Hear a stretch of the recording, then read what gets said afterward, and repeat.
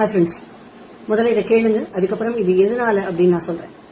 இதயம் முழுவதும் ரணமாகி போன அண்ணல் காந்தியடிகள் தன் வாழ்க்கை வரலாற்றை வரைந்த லூயி பிஷரிடம் உரையாடும் போது, என்னுடைய இந்தியா இப்போது என்னுடன் இல்லை என்பதை நான் நன்றாக அறிவேன்.